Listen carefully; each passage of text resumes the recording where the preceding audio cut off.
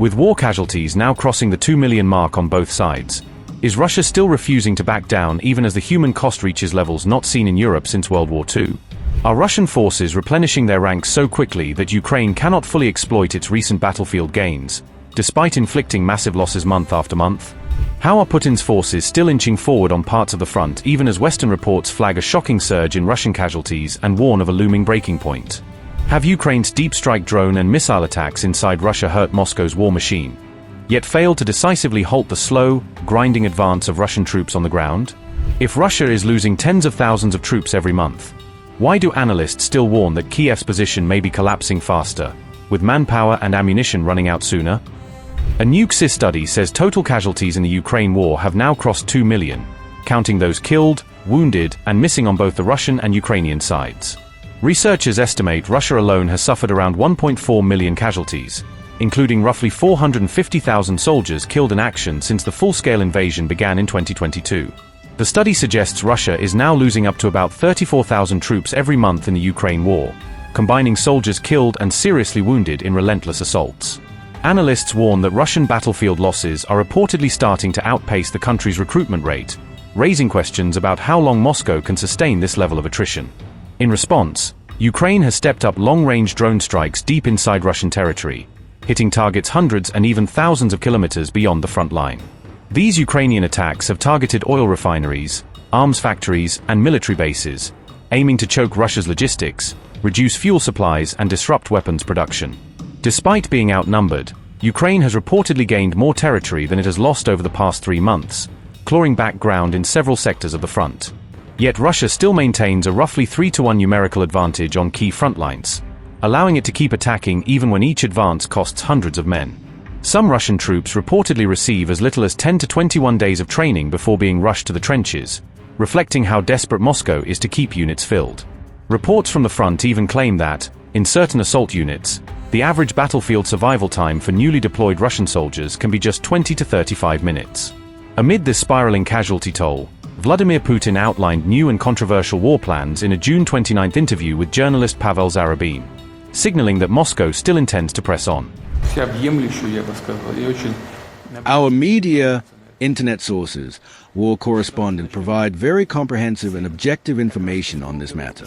Let us start with the northern group of forces. Let me remind you that the goal for Russian troops in the Sumy and Volchansk directions is to create a security zone along our borders. This task was set after Ukraine's invasion of the Kursk region and continuing attacks on our border areas. The Ukrainian regime will pay for its crimes incurred with the loss of territory that we need to create a security zone in the border areas. About 10.5 kilometers remain to the city of Sumy Regional Center, a small city with over 30,000 buildings. This is a regional center, as I said, with 30,000 houses. We have no political plans regarding this city and the region as a whole. We will be guided by the proposals of the Defense Ministry and the General Staff. Troops in this direction are conducting combat missions actively, decisively, advancing at a rapid pace. Let's move on, from north to south, and speak about the western group of forces. It is a large area of responsibility. I will begin with the city of Kupiansk, in front of whose monument representatives of the Kyiv regime like to pose for photos. Our troops are located between 2.5 and 4 to 5 kilometers from the western edge of the city. The enemy has already launched a series of counterattacks, but without success. The settlement of Rupsi, the Rupsovskoy direction, on the left bank of the Stary Oskol River, we have effectively blocked a motley enemy grouping of about 5,000 people. It is pinned down against the river. The 1st Tank Army of the Russian Armed Forces is advancing from the north and closing in on the enemy. The 3rd Motorized Rifle Division is advancing from the east, and the 144th Division from the south. There are about 2 kilometers left until complete, final encirclement. Everything is already under fire control.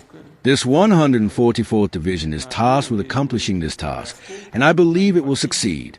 And then the fate of this enemy grouping will be similar to the one that already was in the area of Kupiansk-Yuzavoy. And, if you recall, the group there, which was in roughly the same position, was completely wiped out. Next is the town of Krasny Lyman. This is a Krasnoliman sector. It is a fairly large settlement, a town with around 11,000 homes. But that is not the point. The point is that it is one of the largest railway marshalling yards in the former Soviet Union and the most important logistics center in the DPR. Here, 149 out of 11,000 houses remain to be liberated. Now let me remind you of one more thing.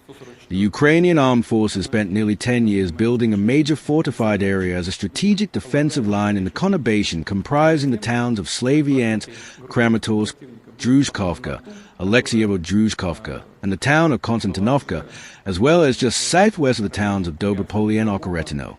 All of this lies within the area of responsibility of the southern and central groups of forces. The Third Army of the Southern Group is advancing at a good pace towards the town of Slavyansk and has entered the village of Nikolaevka. It is approximately 8 to 9 kilometers from Slavyansk itself.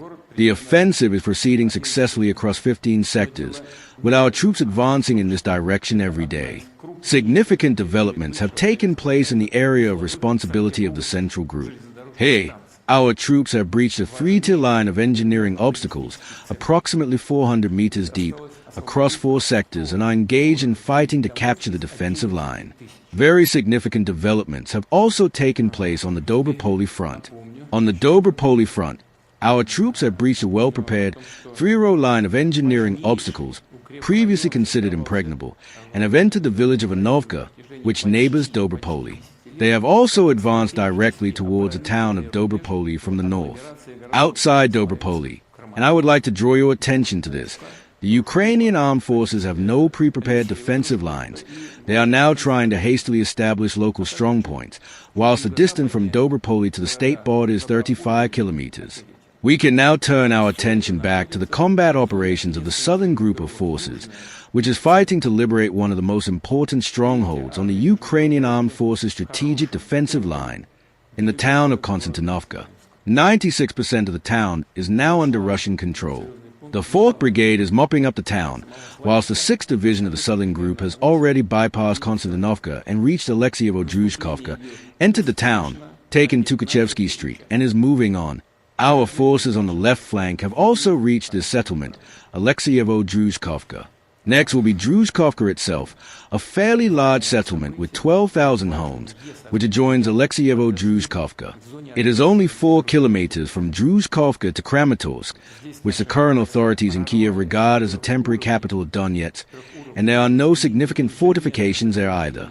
As far as we know, and as has already been reported in the media, the enemy has begun evacuating industrial enterprises from this conurbation.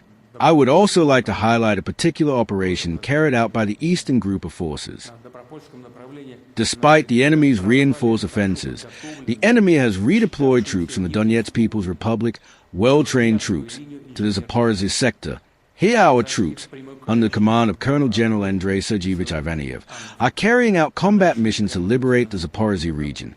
Across a broad front, they are advancing between 1 kilometer and 1.3 kilometers daily. The Dnieper Group of Forces also has a large area of responsibility. It is fighting successfully in the Orakov direction and is operating along the shore of the Kakhovka Reservoir, generally towards Zaporizhzhia.